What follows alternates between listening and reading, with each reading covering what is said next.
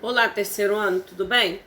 Então, nós vamos começar nossa aula de hoje, nosso vídeo aula, falando um pouquinho sobre as concepções políticas, né, destacando sobre Thomas Hobbes, tá? Gente, eu quero dizer para vocês que a gente está com muita saudade, eu creio que vocês também, mas uma coisa que nós temos percebido é que poucos têm entrado na plataforma, e poucos têm postado as atividades propostas pelos professores em geral. Então, nós queremos que vocês entendam que é de suma importância que vocês, nesse momento, façam as atividades para que nós possamos computar ponto, né, de trabalho para vocês, tá bom? Então, é isso. Vamos à nossa aula sobre Thomas Hobbes, tá? Eu vou espelhar aqui na tela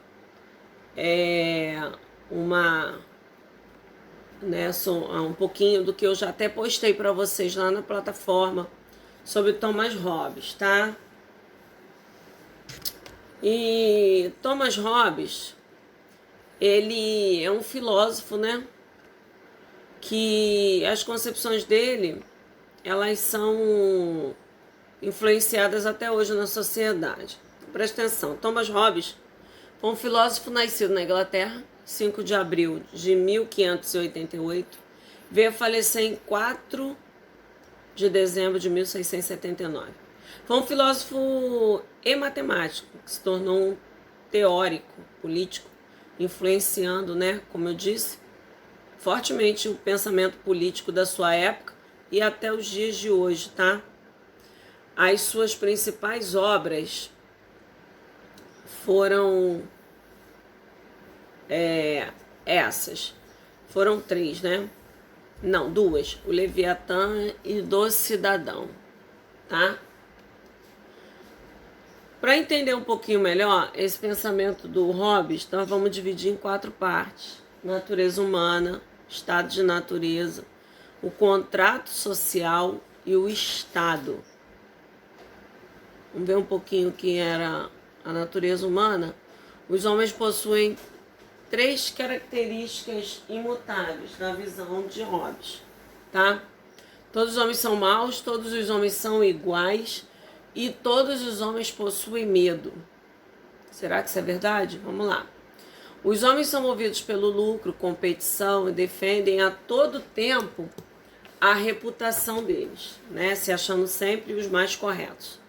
Segundo Hobbes, todos os homens são iguais o bastante, de forma que nenhum triunfa totalmente sobre o outro. E por fim, todos os homens possuem medo. Devido ao fato de todos possuírem a mesma natureza, as mesmas características, não sabe o que realmente um pretende com relação aos outros, gerando incerteza e medo, tá? Aí vamos lá agora pular para esse segundo tópico, o estado de natureza humano, né? O estado de natureza humana é a situação da qual os homens podem todas as coisas, uma vez que não há regras que impeçam o homem de impor sobre o outro, né? De se impor sobre o outro utilizando da violência. Tendo em vista a característica imutável da qual todos os homens são maus por natureza, a liberdade de uma vida sem regras e leis os levaria a uma guerra de todos contra todos. Será que é assim? O estado de natureza do homem, segundo Hobbes, se não tivéssemos leis que proibissem o homem da violência, todos viveríamos, né, numa verdadeira guerra? Será que o Hobbes realmente estava certo com isso? E por último, contrato social. Contrato social que dá origem ao Estado ou sociedade.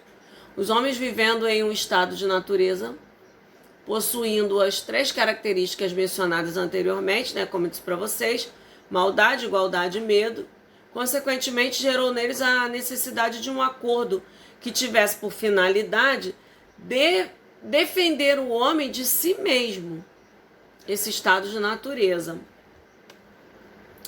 E